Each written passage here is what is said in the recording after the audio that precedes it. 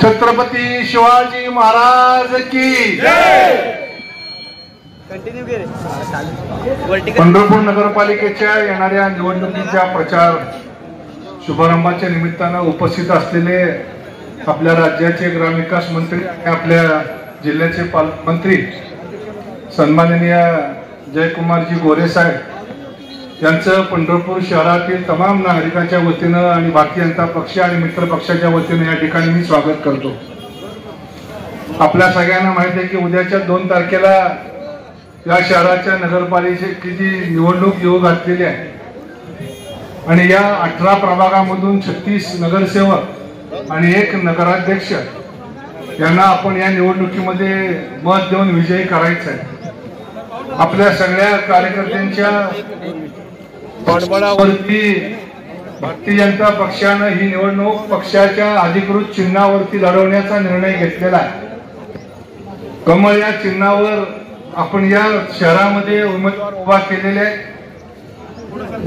लक्ष्मण सिरसाट यांच्या पत्नी श्यामलताई यांना नगराध्यक्ष पदासाठी आपण उमेदवारी दिलेली आहे।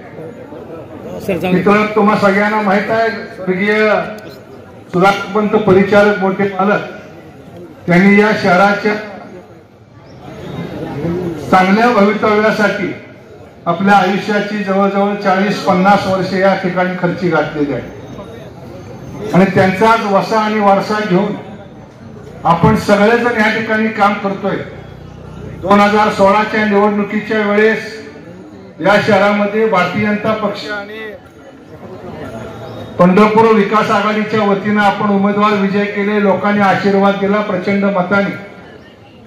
त्यावेळेच्या जाहीरनाम्यामध्ये दिलेली वचनं पूर्ण करण्याकरता आपल्या राज्याचे मुख्यमंत्री, त्यावेळेचे मुख्यमंत्री आणि आपल्या सर्वांचे लाडके देवाभाऊ यांच्या नेतृत्वाखाली आपण सतत गेली 5-7 वर्ष, मधला जर 3 वर्षात कालखंड सोडला तर त्यानंतरची 2-2.5 वर्ष आणि आता 1 वर्ष सातत्यानं आपण प्रयत्न करतोय। एका बाजूला देवाभाऊंचं नेतृत्व राज्यामध्ये, दुसऱ्या बाजूला जयभाऊंचं नेतृत्व जिल्ह्यामध्ये आहे आणि या दोघांच्या आशीर्वादावरती आणि पाठबळावरती आपल्याला ही निवडणूक लढायची आहे।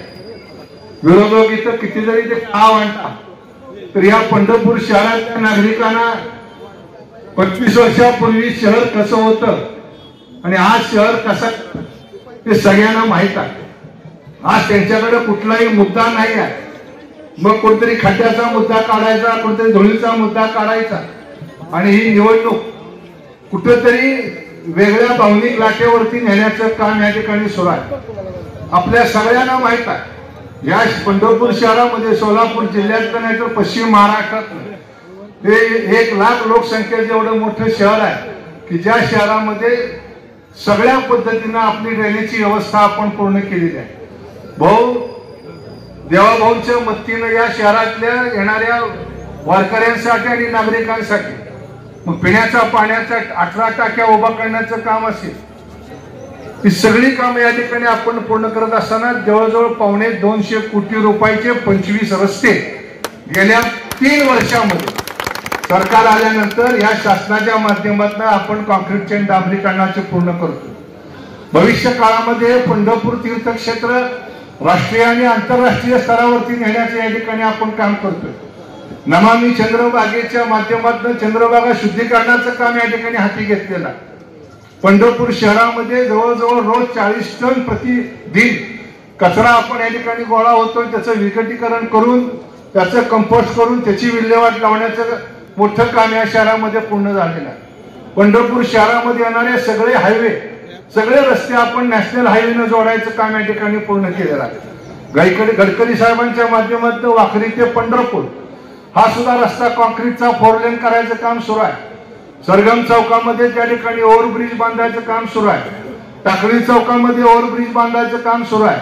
अहिल्या चौकामध्ये ओव्हरब्रिज बांधण्याचा प्रस्तावित आहे, जेणेकरून पंढरपूर शहरातली जड वाहतूक कशी बंद करता येईल हे ठिकाणी आपण बघतोय।